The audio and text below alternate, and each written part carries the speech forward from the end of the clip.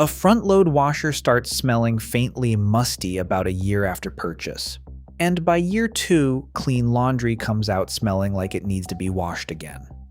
A technician gets called, points at a black ring along the rubber door gasket, and quotes $200 to replace a part that a $2 tablet would have prevented from forming. The washer isn't broken. It's doing exactly what its own design makes almost inevitable, and that design flaw once turned out to be worth a lot more in lawsuits than most people would guess. Before this video is over, the exact reason front-load washers grow mold will be explained, along with the $2 fix that clears it out completely, and the real legal history behind why manufacturers eventually had to change the design instead of just the instructions. Appliance forums have been full of this exact complaint for close to 2 decades, almost always starting the same way. A washer that seemed perfect for the first year, followed by a smell that gets blamed on everything except the machine itself: wet towels, teenagers, old plumbing, before someone finally checks behind the rubber door seal and finds a black, slimy ring that wasn't there when the washer was new.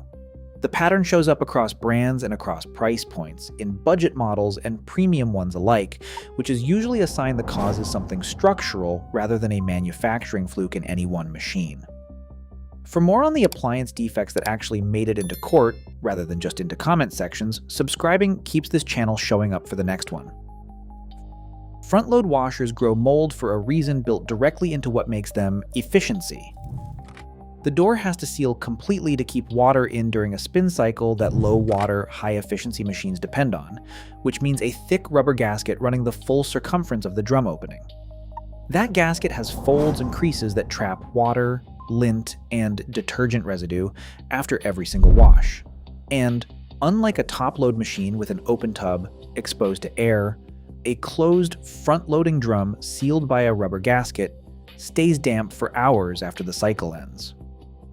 Damp, dark, and fed by leftover detergent residue is close to ideal growing conditions for mold. And the same low water design that saves on utility bills also means less water flushing that residue away each cycle.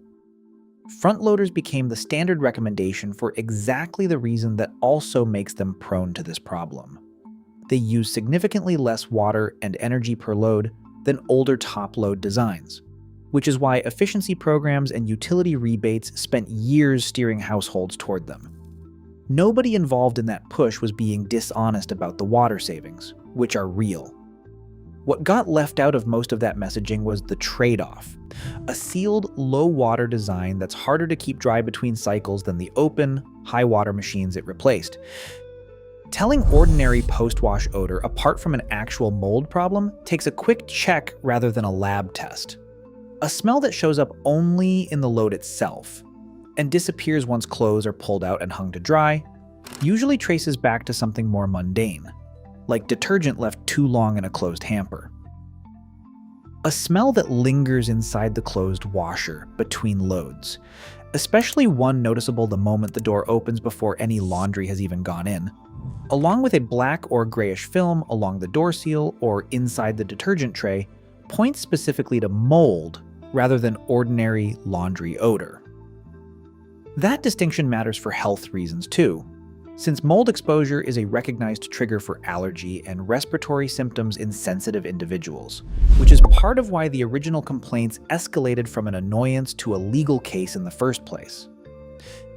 This wasn't just an online complaint. Starting in the mid-2000s, consumers who bought front-loading washers, including machines sold under the Whirlpool, Maytag, Kenmore, LG, and Electrolux brand names, filed class action lawsuits alleging the same design flaw across manufacturers: gaskets and drums that trapped moisture and grew mold, ruining laundry, and leaving persistent odors throughout the house. The cases dragged on for years. In some instances close to a decade from the first complaints to a final settlement, and were eventually resolved with manufacturers paying out claims to millions of affected owners without formally admitting the design itself was defective. Around the same period those settlements were finalized, newer front-load models started shipping with features that hadn't been standard before.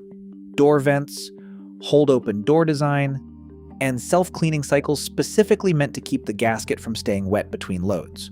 The fix wasn't secret research. It became public record in a courtroom, spread across thousands of pages of filings most owners never had a reason to read, and it just never made its way back into the owner's manual for machines already sitting in millions of homes. The $2 fix is a washer cleaning tablet, sold at almost any grocery or hardware store, built around an oxygen-based bleach that breaks down mold and mildew without the fumes or fabric damage that chlorine bleach can cause in a sealed drum. Run through an empty hot water cycle, it dissolves existing buildup along the gasket, drum, and dispenser tray in one pass. For a washer that's already showing a musty smell or visible black spotting along the seal, a monthly cycle with one of these tablets typically clears it within a wash or two. Plain white vinegar, the same fix that works well for detergent residue and mineral buildup, is noticeably weaker against actual mold growth specifically. Since vinegar's mild acidity dissolves mineral and soap film effectively but doesn't kill mold spores as reliably as an oxygen-based cleaner does. For a washer with visible black spotting rather than just a soapy smell, the tablet is the better tool for the job. The second half of the fix costs nothing at all, leaving the door and detergent drawer cracked open between loads instead of closing them. Immediately lets the gasket actually dry out, which is the single habit that does the most to keep mold from coming back in the first place.